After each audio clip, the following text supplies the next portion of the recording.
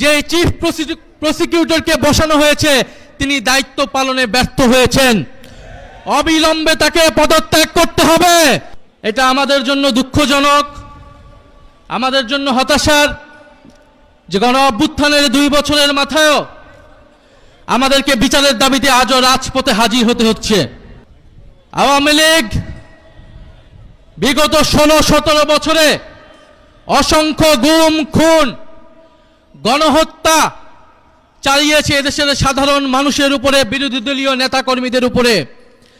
তার ফলশ্রুতিতে গণ অভ্যুত্থানের মুখে পড়ে শেখ হাসিনাকে পালিয়ে যেতে হয়েছিল দিল্লিতে। এই সরকার, নতুন সরকার গঠিত হওয়ার পরে গত 4 মাসে আইসিটিতে নতুন কোনো রায় আমরা এখন পর্যন্ত দেখি নাই।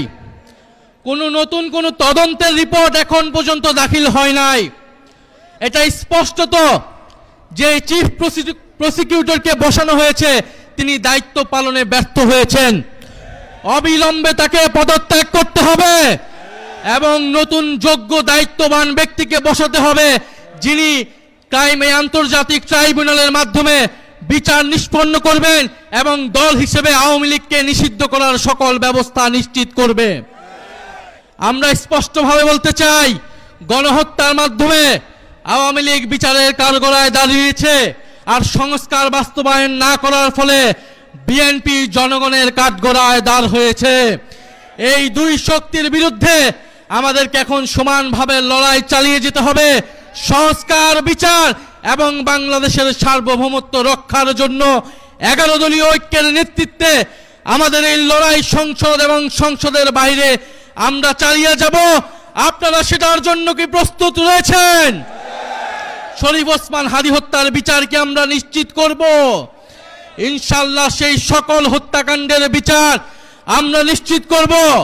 এবং আরেকটি কথা বলে দিতে চাই, আওয়ামী লীগ একটি ফ্যাসিস্ট, গণহত্যাকারী এবং সন্ত্রাসবাদী সংগঠন। আওয়ামী লীগ দেশের স্বাধীনতা, সার্বভৌমত্ব বিরোধী সংগঠন, যার আশ্রয় হয়েছে দিল্লিতে, কারণ আওয়ামী লীগের শেকড় রয়েছে দিল্লিতে।